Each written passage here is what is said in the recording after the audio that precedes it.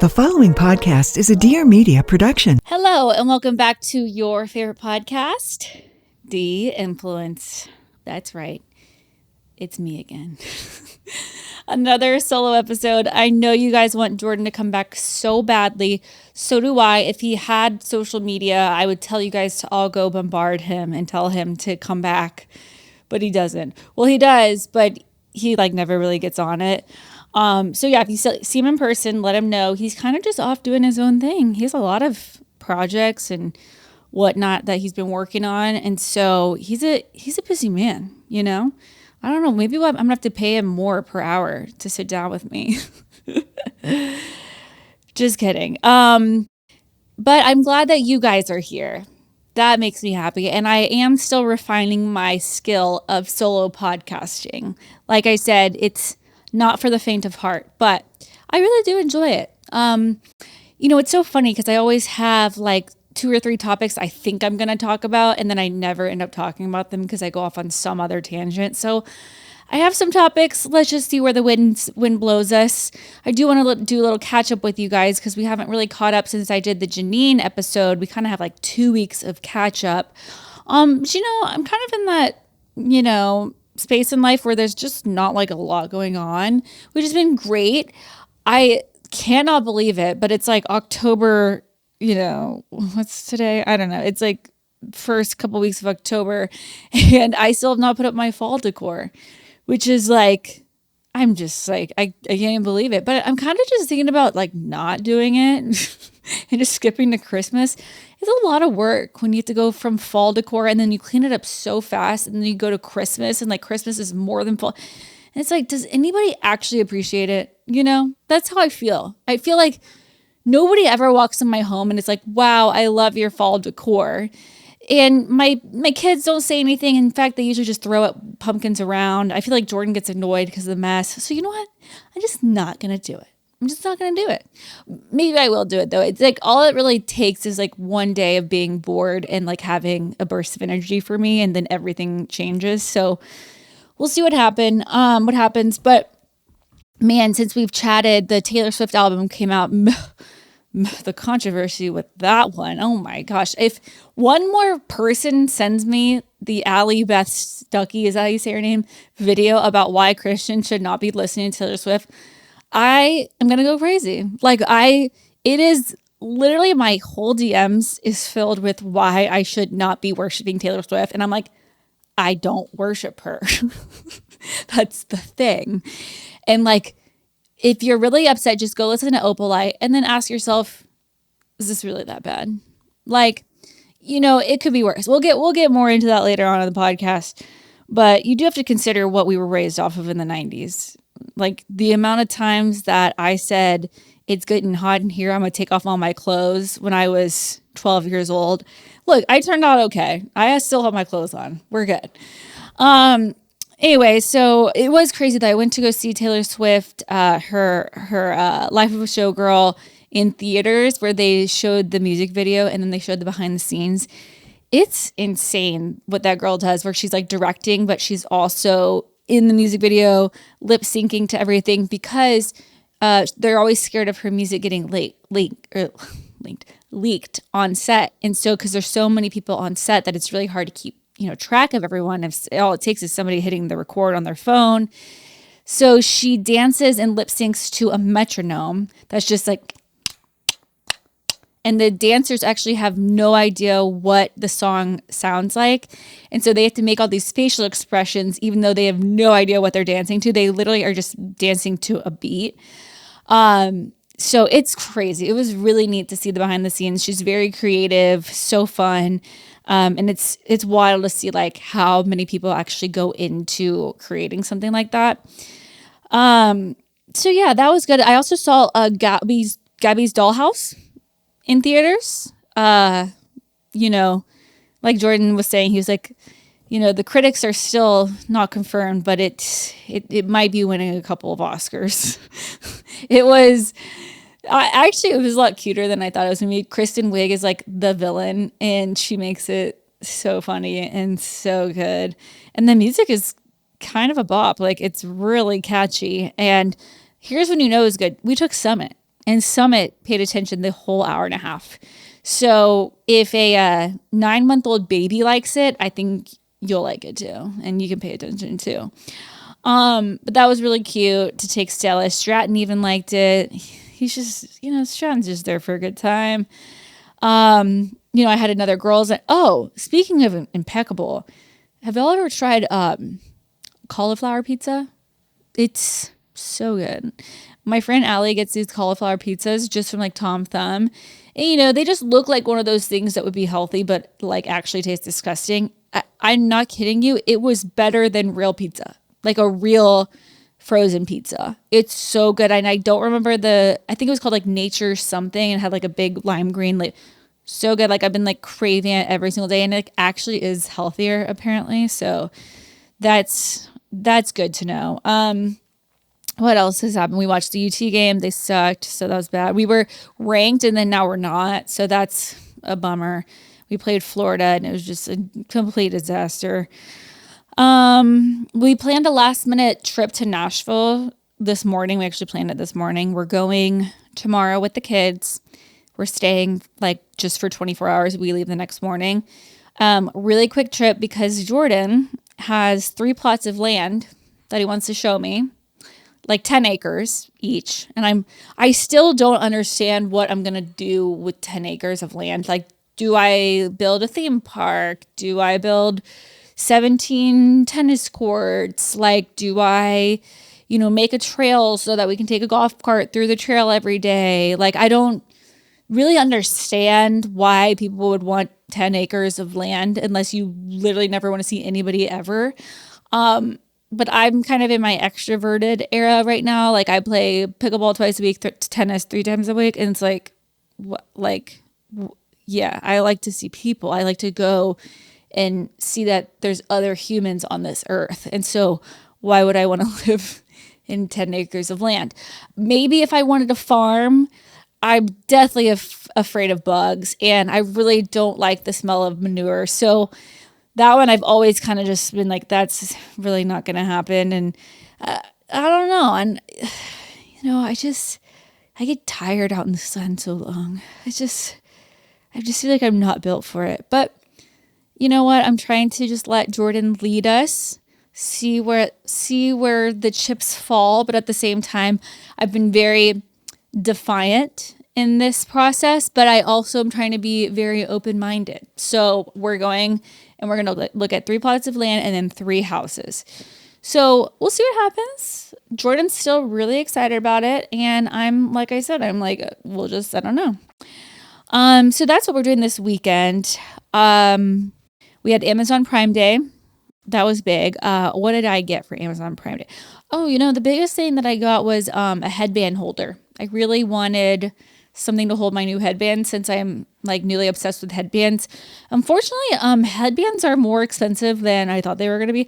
Well, the ones on Amazon you can get for like $16, but if you really want something special, like something real nice, I mean, these headbands can cost over $100. It's ridiculous. I'm like, I should start a headband business.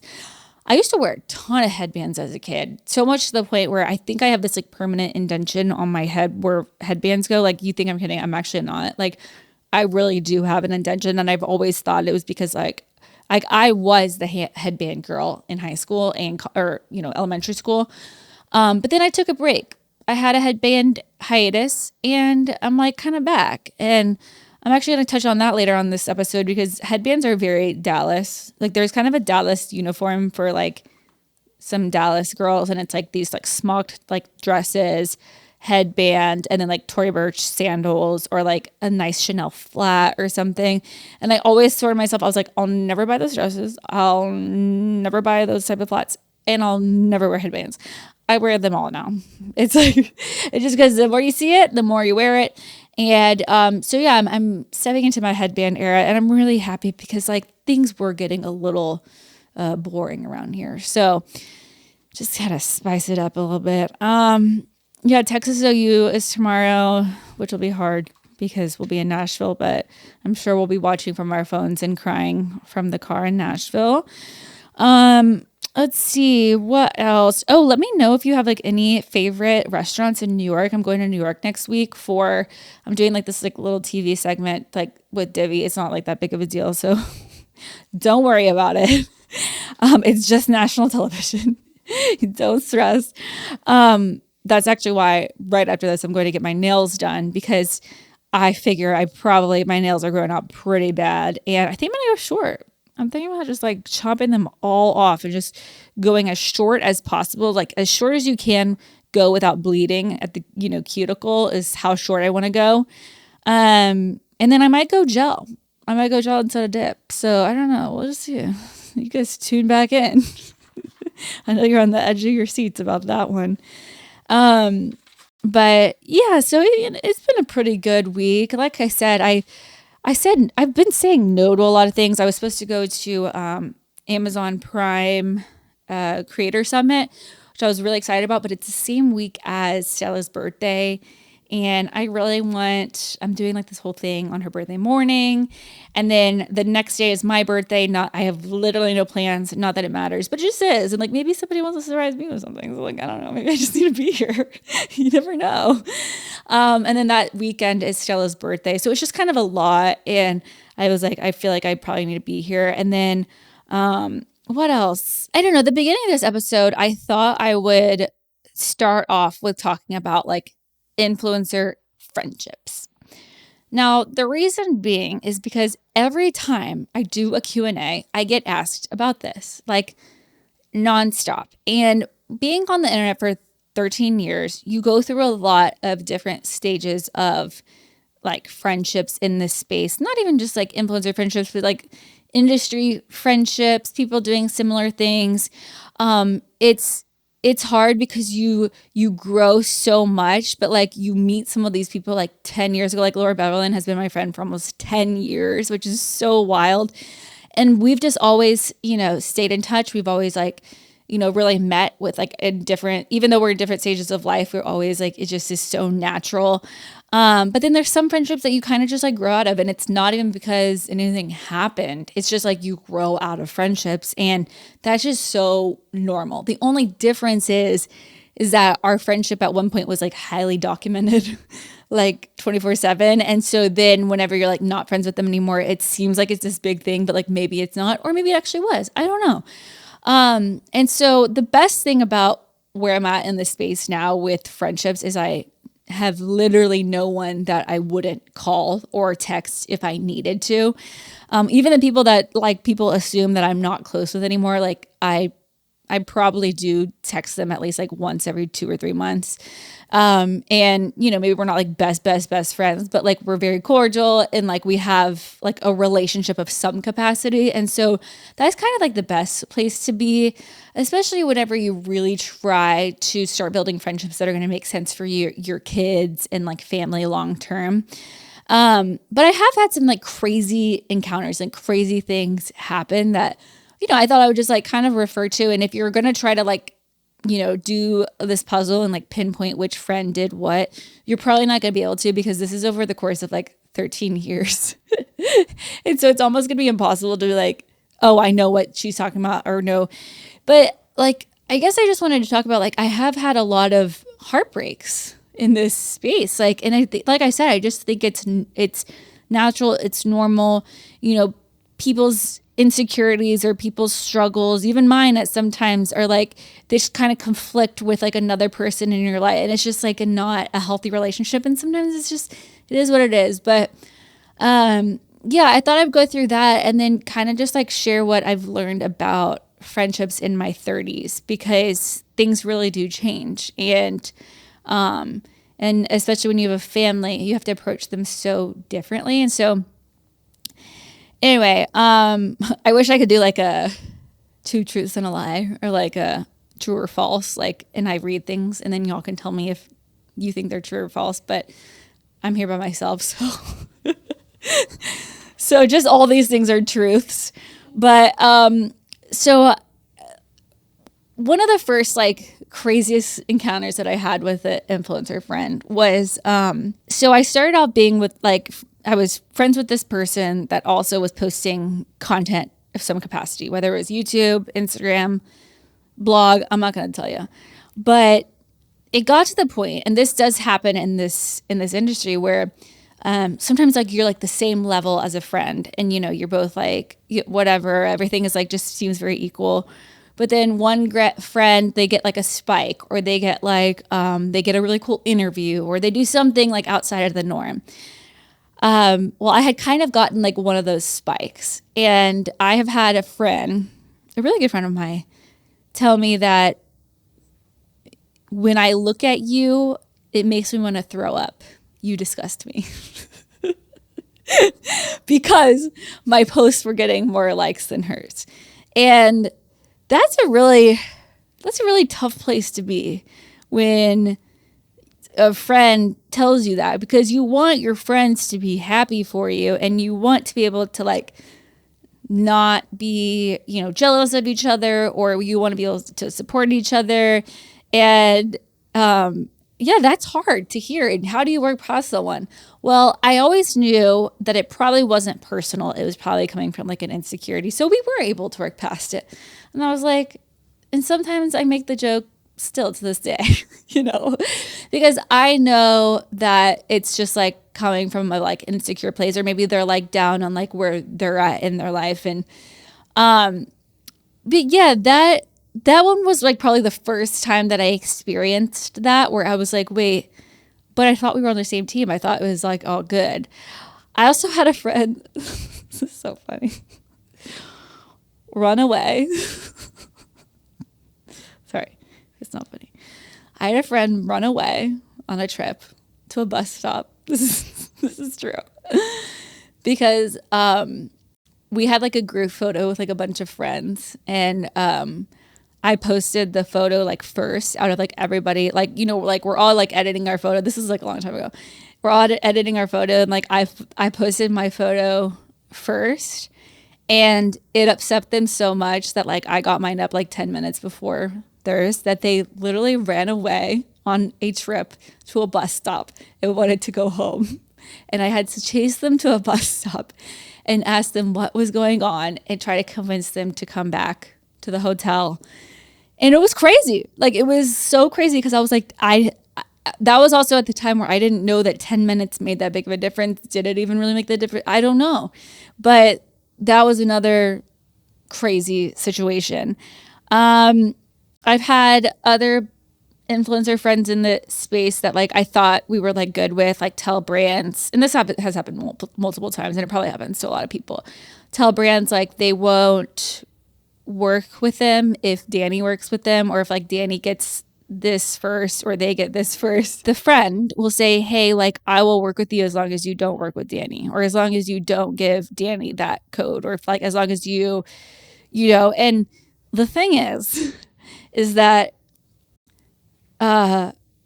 this stuff comes out, like, and I think people are trying to do it secretly, but it comes out. And so it's hard, because like I know, but they don't know that I know. You know what I mean? And so that's always hard, because like, I'm gonna be honest, when I'm trying to negotiate a deal or something, I'm not even really thinking about other people. And I always feel like we all have like our own lanes, So like, I wouldn't have even thought that those things would have ever mattered, but it can be hurtful when you think that they're like kind of, like I said, like on your same team. I've had people try to steal my employees, like a lot, and say like, hey, if you work for her, then Dani, like if you want to work for me, like you can't work for Dani. I've had people, I don't know, like, I've had somebody was mad at me because I agreed to do a giveaway with one of their like arch nemesis, like their enemies. And that's hard, because I'm just like, it's a giveaway. And like, it's not like we're sleeping in bed together, and then I've had people stop, like, if you don't, if you're not included in like whatever they're pursuing, then they just kind of stop inviting you around. And that just happens. And that one was really hard for me, because that was like back in the era whenever like everybody was like always going to like Mexico and all these trips, and I was always invited, and then all of a sudden I wasn't invited, and I was like, what the heck? And so that one was painful, because I'm like, wait, I thought we were like real friends, not business friends. And so a lot of this stuff, it's hard because like I always want my friendships in this space to be like actually like we're friends outside of like influencing, but it does get in the way. Like I've seen it, how it gets in the way. It becomes like competitive, and I've had like some friendship breakups also because like I fall in love like fast and hard. Like I'm like if I like you, like I want you. Like I want you around, and I will kind of put like 100% effort. And if I put that effort in, I kind of expect for us to be friends for life. And then when I find out that like we're not going to be, it's heartbreaking. Like it hurts like a breakup, you know? I've gotten better at it, but that's why there was like also an era where I was like, I'm not being friends with anybody online. Like I feel like I was like so hurt and like so that I was like, I'm just done. Like, but now I have really changed the way that I've, because that's the nice thing. It's like the best part about having influencer friends or people in the same industry, like friendships in the industry, is like they just get it. Like there's so many like unspoken nuances that I don't even have to explain to them. Because if I was like with somebody that didn't like understand, you kind of just seem like you're being bratty. Like I'm like, oh sorry, like I just posted the story and I put like the wrong hashtag, and like somebody would be like, okay, like what? That's so silly. Why do they care? But like if somebody has the same industry, they're like, oh, I get it. Like look, I won't talk to you for like 5 seconds. Like just do your thing. Like repost it. You know, and it just seems silly and stupid to just be on your phone when it's like, oh, you got to get this thing up or whatever.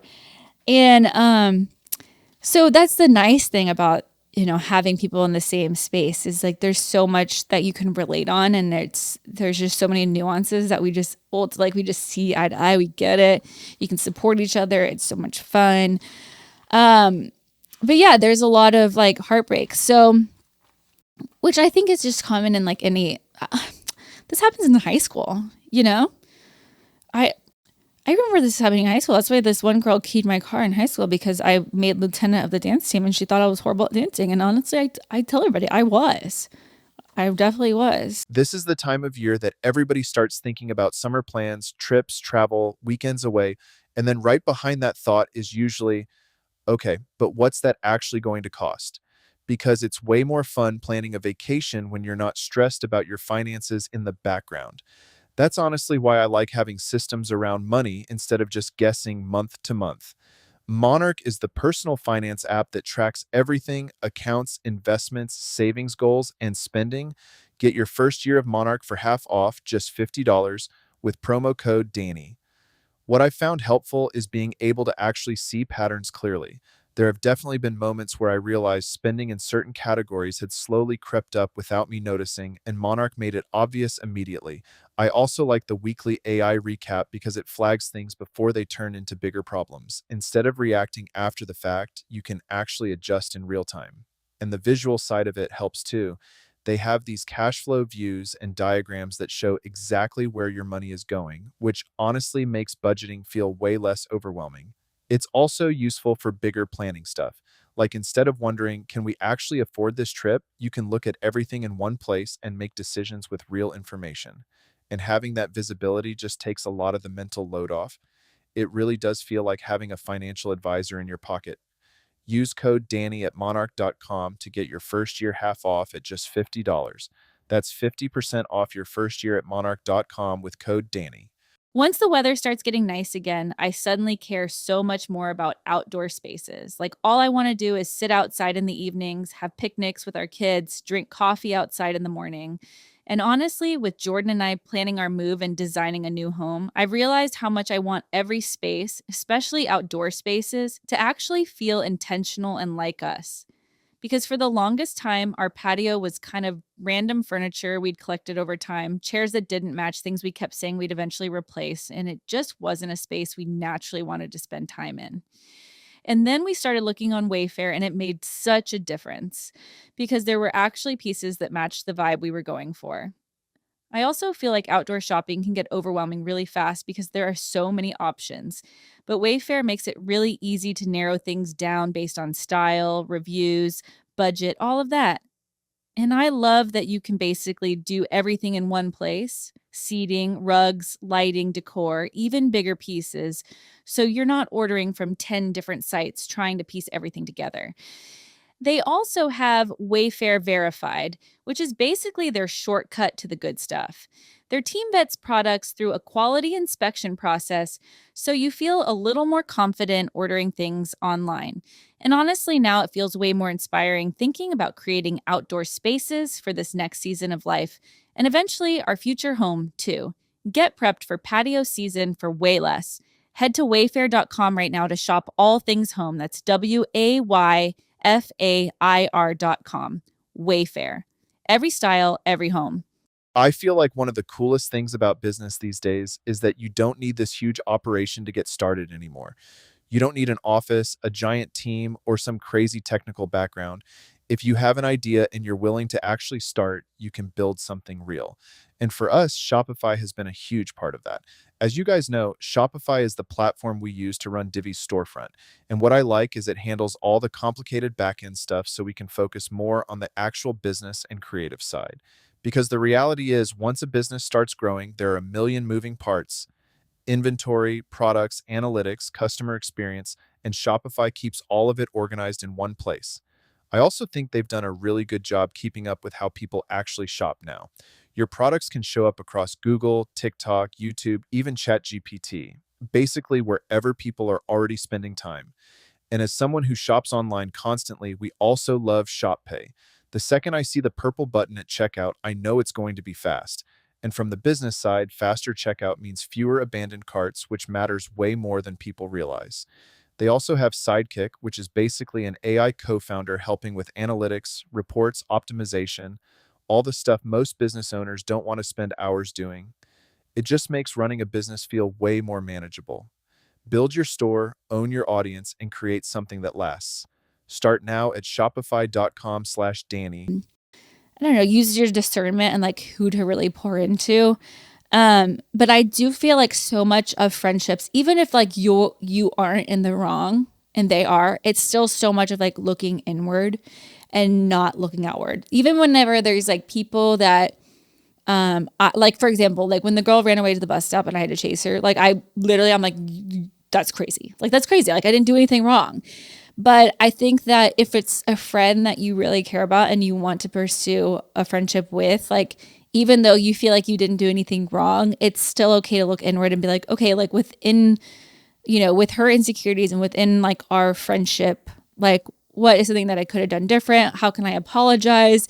How can I also maybe stand my own ground and say, hey, like, I'm sorry. Like, I think what you are asking me for is like unacceptable. And I'm not going to be able to be that type of friend. And maybe the friendship goes separate ways, but just always looking inward instead of just blaming the other person. Because I've had a lot of friends too that are like, they get in these tiffs or these fights with other friends. And I'm like, hey, listen, I see both sides. And if you're just going to be looking outward and blaming this other person for everything and not looking inward, you're not going to get anywhere. And so just for the friends that I truly feel like it's really, I know their heart, I know where they're at. I always try to like look inside first. So when I think a lot of friendships end with jealousy, like I really do. And I think it's very easy in this industry to be jealous of other people because your numbers and your everything is like just out public, like it's not like,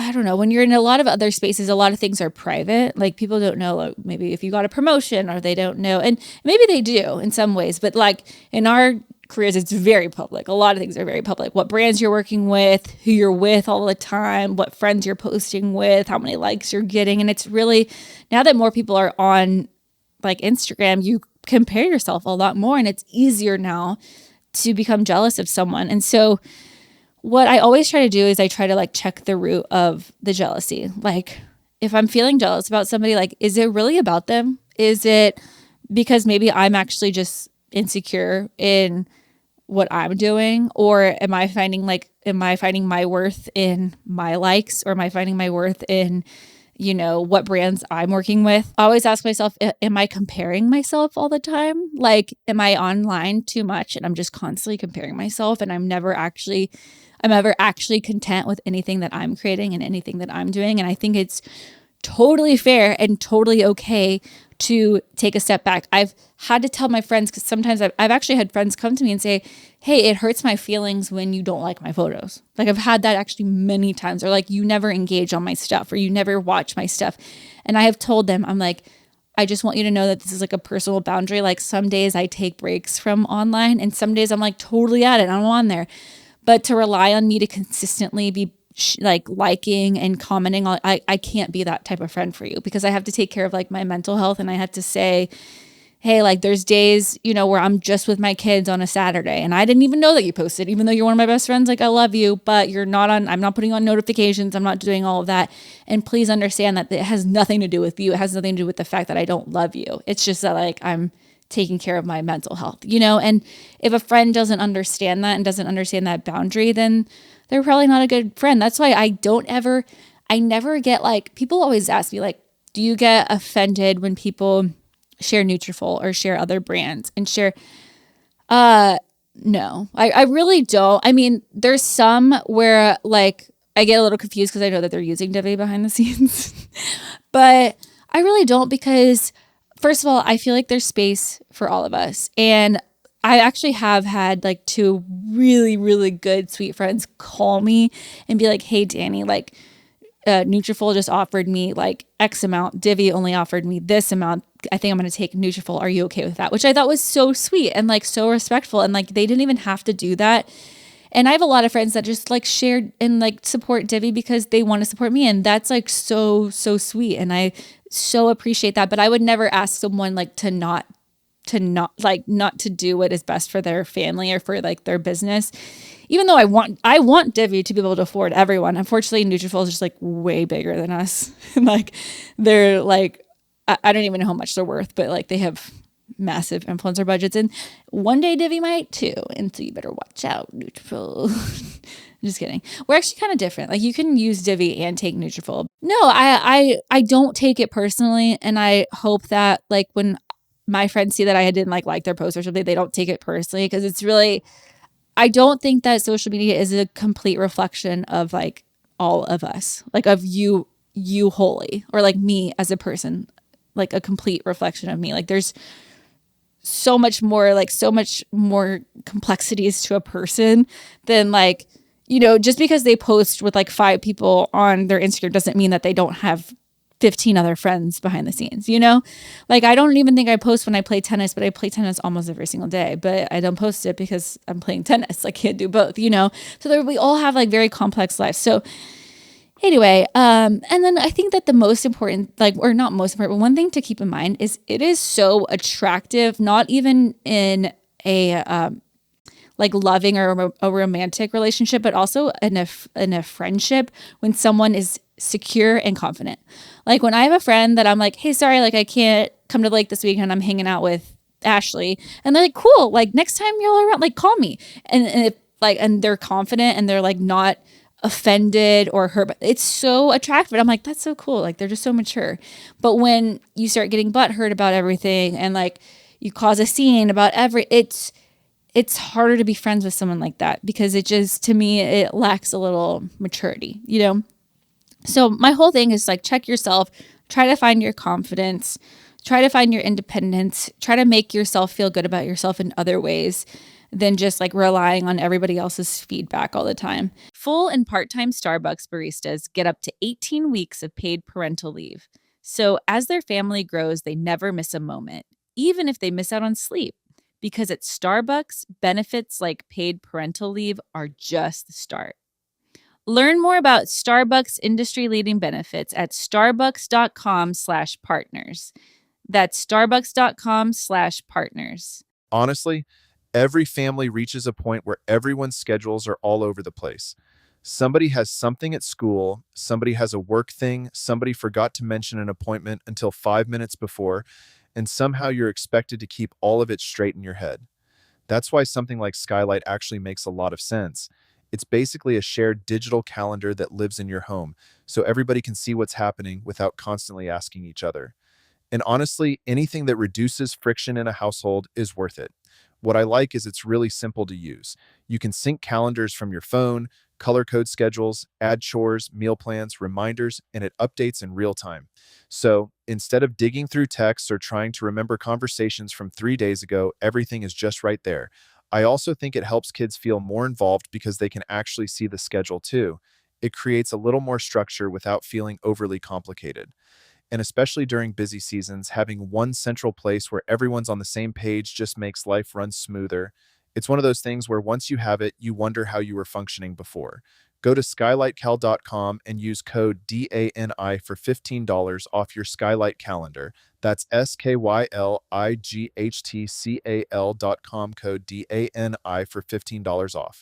A big thing like with friendships, I think, is to like also be grateful. I think people like to be around people that are grateful for what they have. Like I used to hang out with people that had like way more followers or way more brand deals or whatever it was.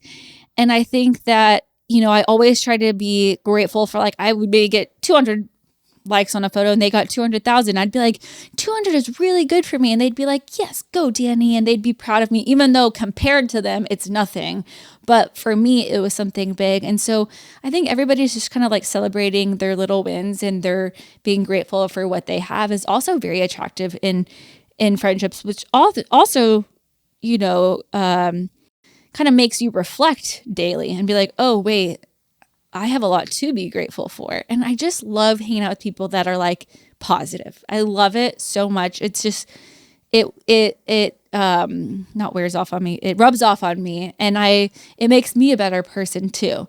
And I think whenever you get, sometimes have you ever been like with a group of girls and like they're all just complaining about like the food at a restaurant and then we all just talk about how bad the food is the entire hour? It's like, why did we waste our hour just being negative, And so anyway, I think just being grateful and reflecting is also really healthy in friendships. And then nurturing your identity and building your self-esteem and trying new things and learning and reading and investing in your passions and your hobbies and journaling, like just taking care of yourself will put you in such a good place to like, if you're pouring into yourself, you could be pouring out to other people and other friendships as well. And I think that that's why some of these friendships I've had have gone south where like people's jealousy or people's insecurities just like bleed out from within because they're so empty on inside and like they're putting all their worth on like the likes of their photo. And that's why it matters so much to them that I posted first or that I got more whatever. It's just it's a disaster. And so just nurturing your own identity outside of that, communicating your needs to a friend, like I said, I will like, there's been some birthday parties of like some of my friends' kids that I have like been like, listen, I love you. I love your children. Like, I want you to be in my life, but like, I will not be able to go to like the birthday party because like, I'm not in a good place. I'm in my first trimester. I'm feeling really depressed and this has nothing to do with you. But like communicating your needs to each other and saying, hey, it would really matter to me though, if you showed up for an hour. Okay, I can make the sacrifice. You know what I mean? And just like getting it all out there to prevent any type of like animosity. I think it's just really important to stay like in communication, creating healthy boundaries, having the conversation. I have a very good, like my friend Sarah Rose is very confrontational, like in a healthy way. And she'll be like, hey, are you coming Tuesday? Why? Like, and she just like wants to get and it's very like helpful and very healthy. And then celebrating your friends, because at the end of the day, we all are on the same team. Like we really are. And it's so fun. Like if you can just change your perspective with your friends and instead of being jealous of them, being like, whoa, that girl is my friend. Like that's like, she's mine. She's my friend. Like, and she's killing it. It's so much more fun to celebrate your friends when you're just like, oh yeah, she's my baddie, she's my gal, and like instead of feeling competitive with them, because at the end of the day, nobody can be you and nobody can be her. Like you are who you are. Like I said, muting social media accounts. I have some of my, friends on mute because I just know I don't want to I want my friendship to be with them. I want it to be authentic with them. I don't want it to be seen through the lens of social media. And I think that that's totally healthy. And I have some friends where I'm just like, you can put me on mute. I don't care. It's like not real. No, social media is not always real. I've always told people to have like a secret life online that, is sacred to you, private moments that you keep private, conversations you keep private, friendships you keep private, hobbies you don't have to share 24/7. It's a really healthy way to kind of live your life. And then my other biggest thing when it comes to friendships is just like to continually like pray for your friends, ask them like what they're needing to in their, prayer life, or what they're struggling with, being vulnerable with them, not feeling like you always have to share just like all the good things, because like, sorry, but like nobody wants to hang out with somebody that their life is perfect all the time, because nobody's life is perfect all the time. Another piece of advice, if you're struggling with just like making friends or feeling like you have a group, become the planner of your group. Like dub yourself as like, I am the party planner and I will be the one to plan everything. And, take the extra work on and make the effort to like plan events. It doesn't have to be really extravagant. Like my thing is like, I always have PJ sweatpant pizza nights at my house. I order the pizza. Nobody puts on makeup. We just all hang out, and sometimes we'll play games. That is not complicated to plan. I have some friends like Janelle, who is like overachiever, amazing at planning. She loves planning things. And so she will like make it a theme or like make it, and that's great for them. I love that. That's just not me. I'm not like that creative. I don't really enjoy planning events that much. And so, kind of take like what you're interested in and, take it into like control and lead your group. And then what just happens is it all just starts trickling down. Like then they start inviting you, you start building this group. It's like, yeah, sometimes you can't just wait around. Like you gotta be the playmaker. I love creating like rituals together with my friends, like Thursday morning walks, or Tuesday, Thursday tennis, or Bible study Friday mornings. Like those are all things that I do with some of my friends, and they're just built into like the mundane parts of your life, instead of feeling like you always have to be planning these like fun events. Like just do a workout class together, do a Bible study together, do a cooking class together, go to the grocery store together, go on a walk together. Like, and it can be like a 45-minute thing. Like you don't have to hang out with your friend all day long. But building some type of like weekly ritual is amazing. Especially like, that's why I love football season. Like use things like football season to like make new friends, because like, honestly, I don't even think I really liked football at first. I just liked the fact that it was an excuse to come together and just like, hey, do you want to come over and like watch the football game? And we never actually even watched the football game.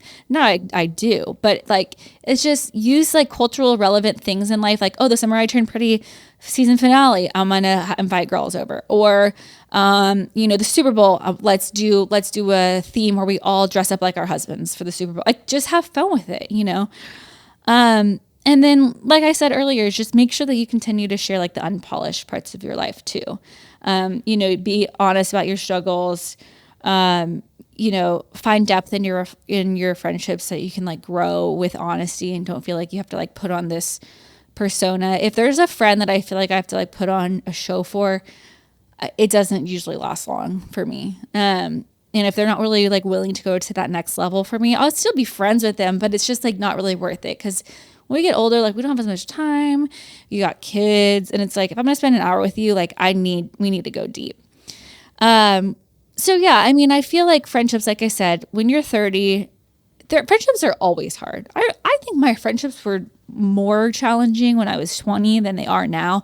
Maybe it's just because, we kind of mature and we grow, but friendships are so important. And there's nothing worse than feeling lonely. Like I felt lonely for so many years when I first moved to Dallas, because I was like so obsessed with work that I never put a lot of effort into my friendships. And when I feel close to my friends, like I feel like I can like conquer the world. I feel like I can do anything, because I know no matter what happens, like I'll always have this community to like fall back to. And I have these people that like really fully know me.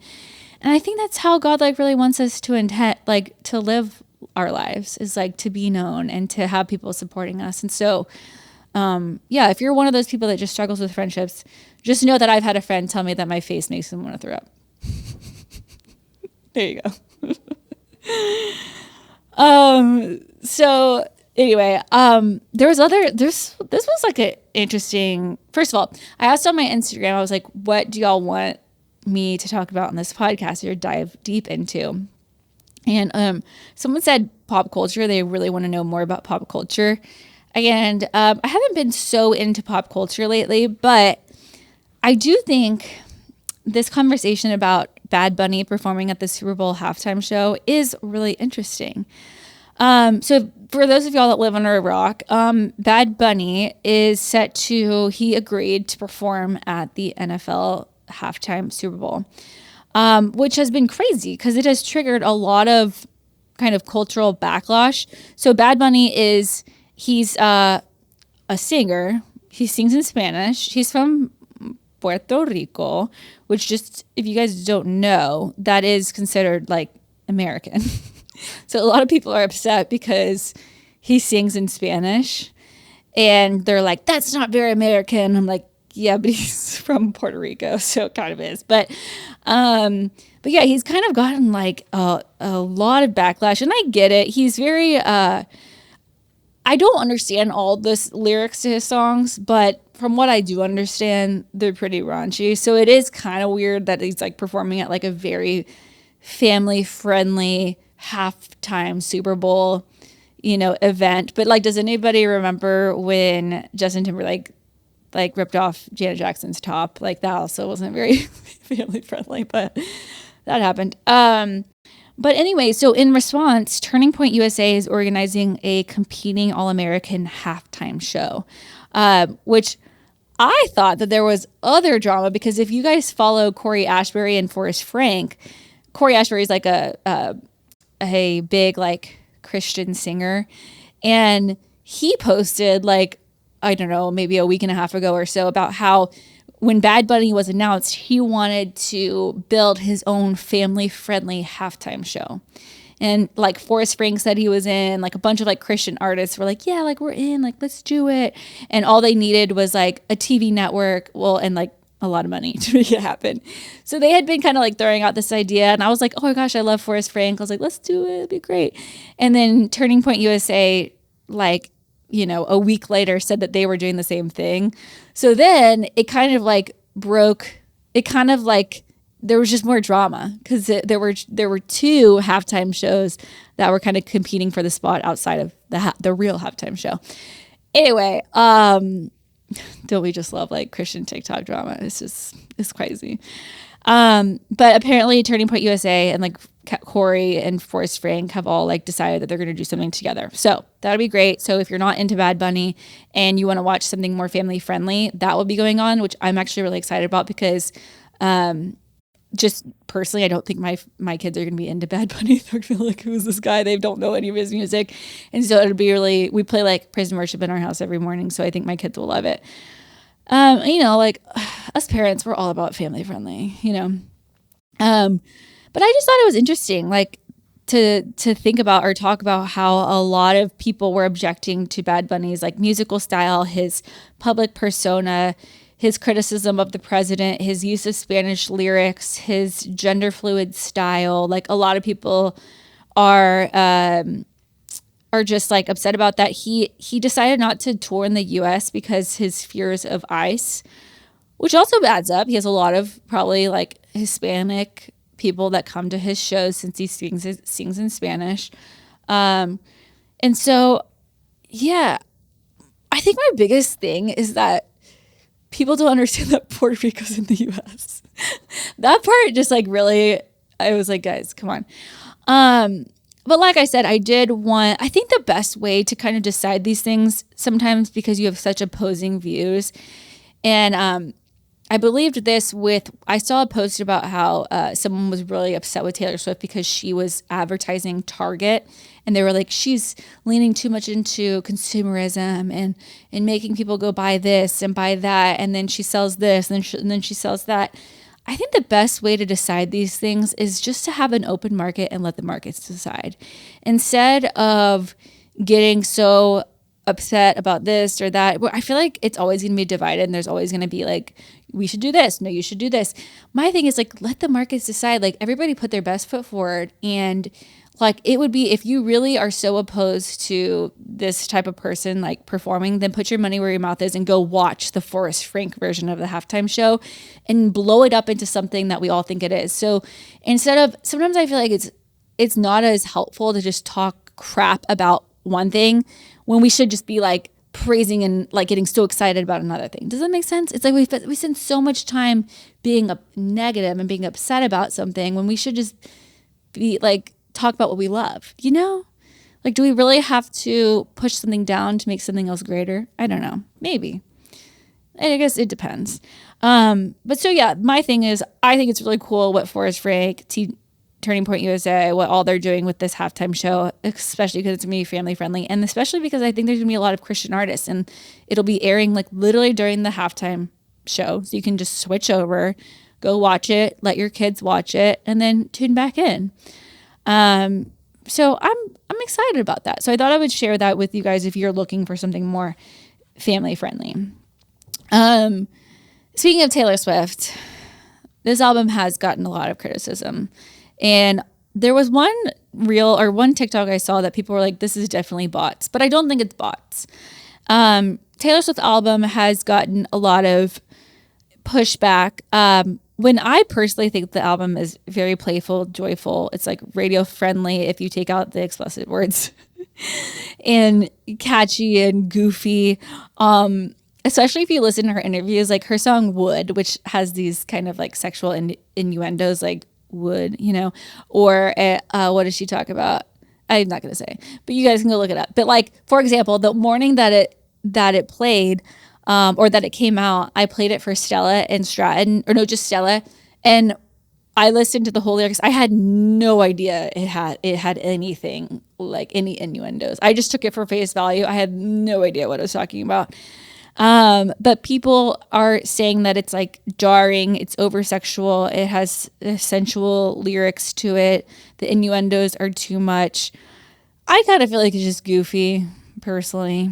I just feel like she's being silly. And if you watch the interview, she's like, I don't know how it started out so innocent, and it really was about, these superstitions. She was writing a song about superstitions, and then they just started having fun with the lyrics, and then it turned into what it is. The song Actually Romantic is a diss track, and a lot of people said it was like petty or mean or immature. They said it lacked emotional depth. I must be a dummy because I thought it was emotionally deep. My theory that I had on people not liking the Taylor Swift album was like, if you have a low IQ, then you love it. And if you have a high IQ, then you hate it because it doesn't like challenge your intellect enough. Some other people's theories are that if you're a happy person, you love the album. But if you're an unhappy person, you hate it. I don't know. Father Figure probably had the most provocative lyrics that were a little cheap and risky. It interpolates George Michael on the song Father Figure. So a lot of people think that it has to be about Olivia Rodrigo because she interpolated one of Taylor Swift's songs but didn't give Taylor Swift credit, which interpolated is like when you take a part of their song and then you build on top of it and you make it your own. And so because she interpolated George Michael's on Father Figure, they think it's all about interpolation or whatever. And they're convinced it's about Olivia Rodrigo because Olivia Rodrigo used to be obsessed with Taylor Swift, kind of like her mentor. And then Olivia interpolated her song and Taylor got upset and made her pay her for it. And Olivia's like, why do you care? You're like this massive superstar. And I'm like, nobody. And why are we fighting over this? Canceled is, I'm pretty sure it's about Blake Lively. But I don't think that they're like good. I don't think that they're like friends now. I think that she just kind of like wrote the song as kind of an olive branch, but I don't think they have any intentions of being friends. Wishlist, people hate it because they just think it's so cringe. I think it's so cute and so relatable. Like, we needed some Taylor Swift songs that we could sing about our husbands, and we finally got one, you know? A lot of us are kind of sick, like, I can't relate to a breakup song. I can't relate to, and so it's, at least we're singing to everybody now. So a lot of people said it was underwhelming compared to her old albums, that romance doesn't speak like heartbreak does, which is probably true. They said that the trajectory moved from introspection, folk, and pop just all too soon. I just really don't care what they say. I thought it was great, and I like love to listen to it, and I don't get sick of any of the songs, and it just puts me in a good mood. I think that for me, it's just really not that deep. You do have to think about, though, the lyrics that we were raised on and how we turned out okay. Like Britney Spears, I'm a slave for you. Do you know, like, I started singing that when I was like 10 years old. I'm a slave for you. And then like we're all doing our belly dancing. Hit me baby one more time. Yeah. I mean, that's pretty bad for like an 8-year-old to be singing. Like, I don't really think like Opal Light is that bad compared to like some of the Christina Aguilera, Britney Spears songs. I'll take you to the candy shop. I'll let you lick the lollipop. The amount of times I've sang that in like 6th grade, you know, not grinding, but like trying to grind on a boy in 6th. It's ridiculous. And like, we're okay. To be honest, y'all, I didn't even know what it meant. I'm not saying that is okay, but I'm just saying it wasn't that deep. We all liked the beat. It's getting hot in here, so take off all your clothes. That was a really good one. Yeah, by Usher. Yeah, we know what that was about.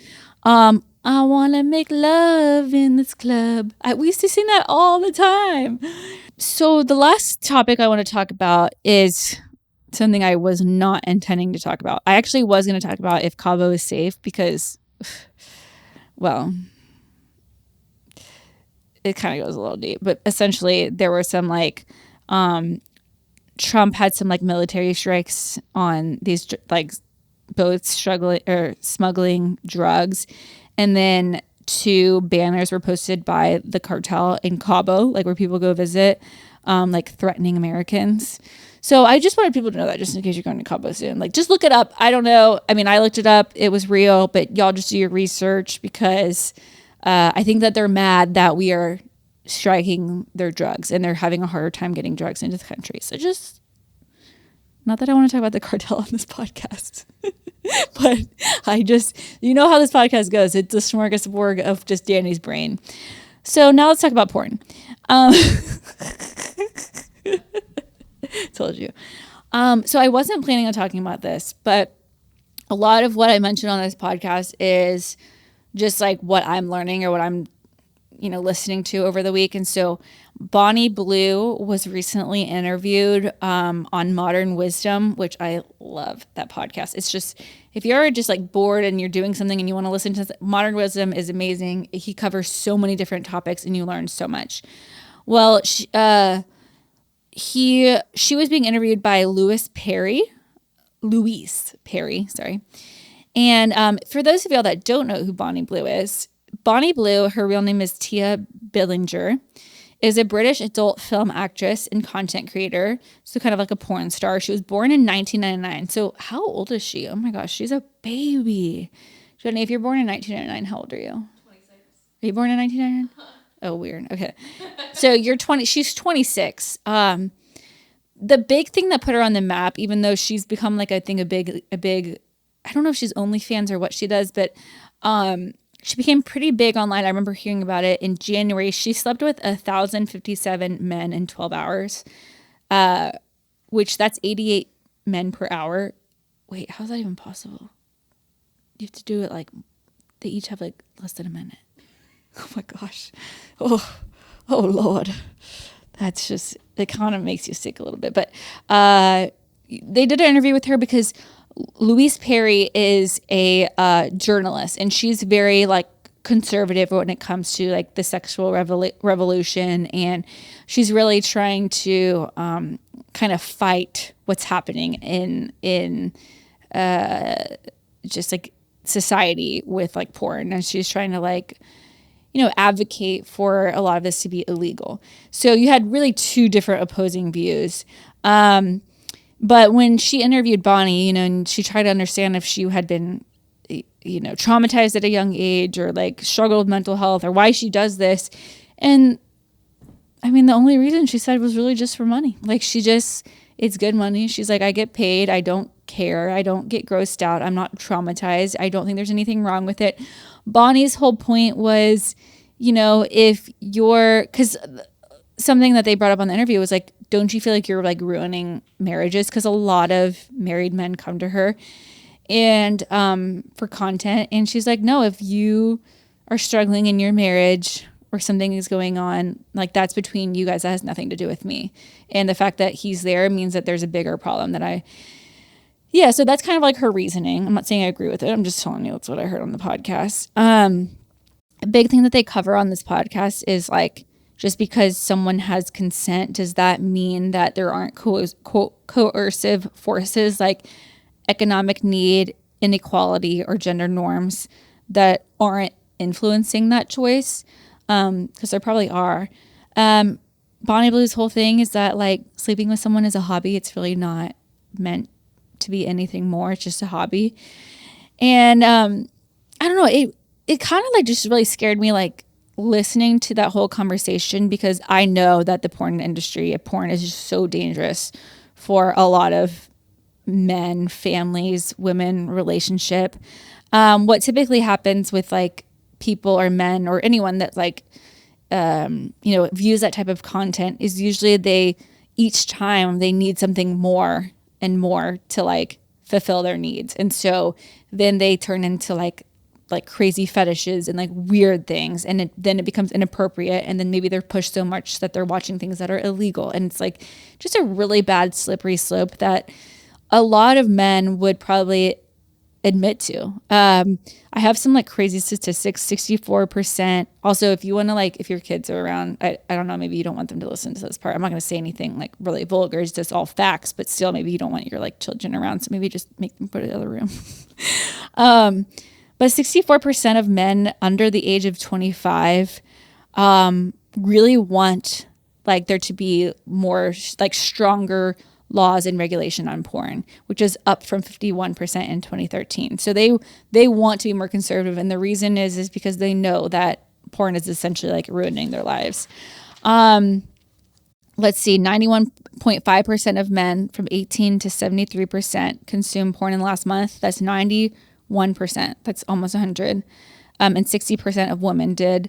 Young adults 18 to 25 show higher usage, probably because it's so accessible and they're probably more savvy than like an 80-year-old man, which is sad, but it's true. 57% of young adults are consuming it monthly. 20% of men use it daily.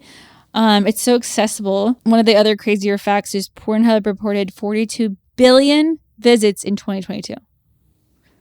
42 billion. That's insane. It's so scary to think about. So I don't know. I just wanted to go through like, because with the sexual revolution, you just had all these people that were like, hey, it's not that big of a deal. It's not that deep. You know, it's like Dani listening to Taylor Swift. It's really not that deep. You don't have to, you don't have to like, slat shame girls for this. You don't have to, this is empowering for women. This is just the norm. We shouldn't be so ashamed of talking about it. And I totally understand those arguments. If you don't have a faith, then like, why would you care? Like, why would you care? You wouldn't have any morals. And I think that that's kind of the scary thing about people that don't have like values or faith, is because there's really no boundaries to anything. Because if that goes, then what's to say, why can't we get married to animals? Or if we can identify as a goat, then if I identify as a goat, then I'm not a 17-year-old kid, and then bestiality is okay, and then this is okay, and then you can marry this person or marry this animal, and like it just goes like so far that there's like literally no morals to anything, and there's no limits on anything. So you kind of just can reason your way into whatever you really want to do, and you don't really have to be held accountable or have any consequences for anything. But just if you are one of those people that's maybe interested in having values or having being interested in like what God says about sex, because it's very clear about what God says about sex in the Bible. And I think the reason why God puts these like, not these rules, but like the way he builds it and intends for us to live that way is truly to like protect you. Like I really think it's to protect us and to like help us live like the fullest life, and not because he's trying to like take things away, because God created sex. The Bible says sex is good, it's sacred, it's designed by God. It unites a husband and wife in love, intimacy, and partnership. Sexual intimacy is for marriage, which is very clear in Hebrews 13:4. Which I think is like also a big thing that like a lot of Christians hate to admit. They're like, they'll follow all the other things in the Bible, but like when it comes to waiting till you're married to have sex, they're like that one just goes in one ear out the other. And but I really think it's to like protect us and to have like the most fulfilling marriage once you are married, because then you don't have comparison, you don't have it's not like these men come in with like these crazy fetishes because they've been having like doing all these other crazy things. Like it's just very pure, and it's really easy to like connect with someone when you just feel both like very like honest and pure, you know what I mean? So I really do think he like says this to protect us. He says in the Bible that sex is about love, intimacy, and joy. It's not just about reproduction. It's not just about having kids. Like it really is to build like a deep connection. It's celebrated a lot in Song of Solomon. Like if you want to hear crazy stuff in the Bible, like you wouldn't even believe this stuff is in the Bible. Like it's crazy. It's very sexual, but it's in Song of Solomon. You can go read it or don't if you, I don't know. Bible speaks about the misuse of sex, like making sure that you protect your heart and trust and protect your family. And then also the fact that grace always wins. So if you do make a mistake, let's just know that like God does have grace and like it's going to be okay. And we can always ask for forgiveness in everything we do. So it's not like, oh my gosh, you ruined your life because you didn't stay sexually pure. Like that's like any sin, we can always repent. And that's like the amazing thing about Christianity is that like we all are sinners. We all do make mistakes. But I think the reason why God like planned things this way is because he wants the best for you and he wants you to live like the most fulfilled life. And so I don't know, it just kind of goes back to the fact that like all of these things will probably always be available. As much as, I mean, I would love for porn to be outlawed and for it to be illegal and for, Bonnie to like have a change in heart and for it to be less socially acceptable to, post pictures of yourself naked online. Like that's crazy. But at the same time, it is a broken world. And like, will that ever happen? I don't know. Like we can advocate as much as we can. But as Christians, like at least we have some guidelines. At least we don't have to listen to society. At least we know that we're like called to a different standard. It breaks my heart because I know that a lot of men like get caught up in it and like they don't want to be. Like they don't want to be a part of that. They know it ruins their lives. They're like, man, I wish it wasn't out there. I wish it was harder to access. It's so easy to access now. And so I think for men, it's just really important for them to like be honest and like communicating with their community and other men and like talking to, therapists or whatever that they need to stay like off of that stuff, because I really do think it ruins relationships. It ruins marriages. But that's something that they're going to have to like pursue themselves, especially in the meantime when this stuff is so accessible. And there's, as much as I want it to be like an excuse and to be like, well, it's the Bonnie Blues of the world that are ruining this, that are ruining marriages. And it's the OnlyFans and the Pornhubs of the world. Don't get me wrong. It sucks. And I wish it wasn't out there. But at the same time, we can't just be blaming like the temptations. Like we really have to like protect ourselves a lot from all of that. And like, what's going to trigger you, the spaces that like, that's why, like Jordan is he's very like careful about what he exposes himself to. Like there's like this like website or app. I can't remember what it's called. And I wish I could tell you because it would be so helpful. But Jordan like learned that you can like install it to like Netflix or whatever. And it literally will just take out all of the sex scenes in movies. And so sometimes you're watching and it will just like skip like 15 seconds. And like, you just know, oh, they just did it. Like, it's not like it doesn't like ruin your viewer experience, but it just kind of takes that part out so that you're not even really tempted with it. Because at the same time, it's like, we want to watch the Netflix show, we want to watch what's going on, but sometimes that stuff, especially for men, I'm not saying it's not for women too, but especially for men, it's just too much. They can't handle it, and it's at least men know, and they're able to admit it, and they're able to say like, hey, I need to have these certain like apps on my phone that lock me out of this and I can't get onto that. Or it did show, they were talking about in this podcast that I think recently it was on OnlyFans that you now, or maybe it was Pornhub, like you now have to like submit a picture of your like license or something. You have to like register yourself now when you do watch something. And it showed that it limited the viewership by 50%. So like anonymity is something that increases like porn usage. And when you are held accountable to your actions, it shows that it does decrease. So I'm really hoping that like more things like that happen where like you are going to be held to a higher standard, and like maybe it's like it's made public if you are somebody that's consuming. I don't know. But it's just so crazy because it just seems like this industry is so massive. It feels like we're fighting this uphill battle because it's like an addiction that a lot of men have. And especially as like Jesus and, religion or whatever faith you have gets pulled more and more like further away from society, it just is like anything goes. And so it's really important for us to like stick to our boundaries and our values, because otherwise we're all gonna be marrying goats out here. That's all I have to say.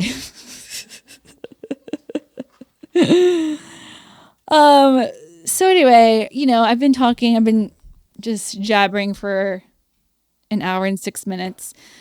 So I'd love for you guys to just, I don't know, what'd you think about the episode? Just don't tell me about how you miss Jordan. I do too. I know it. Okay. Maybe you could just tell me things. Maybe tell me about other deep dives you want me to do. Some people actually like it without Jordan, just so you know. It's not a lot of people, but there is a little niche out there that like these solo episodes. So thank you guys for that too.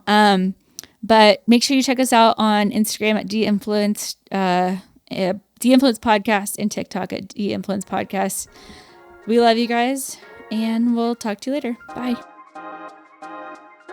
Please note that this episode may contain paid endorsements and advertisements for products and services. Individuals on the show may have a direct or indirect financial interest in products or services referred to in this episode.